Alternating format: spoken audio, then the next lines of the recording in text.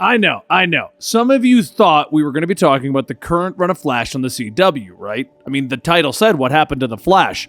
I probably added in a little 90s tag in there, but most people didn't read that. Maybe we were going to talk about how we thought the writing had gone downhill after only a few good seasons, or make a joke about how Dan looks a lot like Grant Gustin.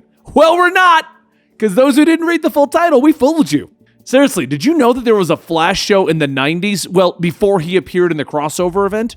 It starred John Wesley Shipp, who plays Barry's father, and then Jay Garrick in the current show. He even showed up as the Flash from Earth 90 in the Elseworlds and Crisis on Infinite Earths crossover. So let's take a quick look at a time when superhero shows were just a little goofy and didn't really do so great on TV. The show itself isn't all that different from the Flash you know. Barry Allen is a forensic scientist in the Central City Police Department. When a lightning bolt strikes his lab and he is drenched in chemicals, he goes into a coma, and once he awakens, he discovers that he has super speed. He meets Dr. Tina McGee, a beautiful scientist who works for Star Labs. Together they try to figure out how his powers work while Barry is fighting crime under the disguise of the Flash. In true comic book fashion, they of course fall in love. It was in 1988 that Warner Brothers first started developing a TV series based on some of their comic book characters. Tim Burton's Batman would be released the following year, and the hype was high for DC Comics. Originally, a show was in development for CBS that would feature several costumed heroes, but the world and possibly television budgets weren't quite ready for that sort of thing. So the show was canned.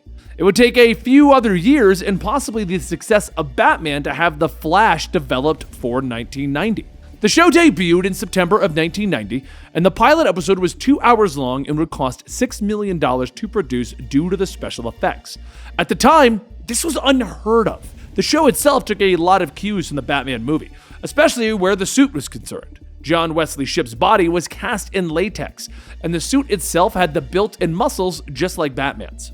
And while the show didn't do terribly in ratings, it also didn't do well, going up against the likes of The Cosby Show and The Simpsons, which were both in the same time slot, was hurting it. Plus, people were tuning into the news at that time at the 8 p.m. slot because of the Gulf War, which was currently taking place. Fans of the CW Flash show will find this show's plot quite strange now. There are several key differences to modern-day Flash. For one, the Speed Force isn't even a thing, since it wasn't even introduced into the comic books until around 1994. Both Barry's parents are alive in this and well, and Iris West actually breaks up with Barry in the first episode and is never seen again. While the early episodes show Barry fighting against a more street-level crime and post-apocalyptic-like biker gangs, the later episodes would feature some classic rogues. We saw Captain Cold, Mirror Master, and the Trickster, played by the brilliant Mark Hamill, a full 2 years before he would make his mark as the Joker in the Batman animated series show. Even Killer Frost was alluded to, and possibly would have appeared in later seasons. We would also get a sort of version of the Reverse Flash in the form of Polox, which was a bizarro clone of Barry Allen.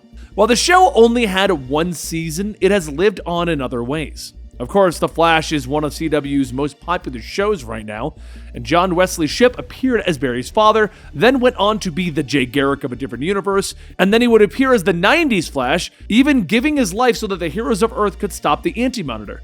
For those of us who watched the original version of The Flash, the one in the 90s, this is kind of like a final send-off to him, basically allowing him to die off and save the day in the end. While the show doesn't hold up in the terms of effects or the modern writing of today's television, it's still a fun look down memory lane. I know me and my brother and our father back in the day would watch Batman 66 and then watch reruns of The Flash. A lot of what turned me into like the Comicstorian, I'm doing air quotes here because I don't really consider myself the Comicstorian, that's you guys, that's a whole nother thing, but what turned me into this is my father's love for 66 Batman, 90's Flash, Batman the Animated Series, and then me and my brother watching those together. It was a crazy childhood involving a lot of superheroes, I'll just tell you that.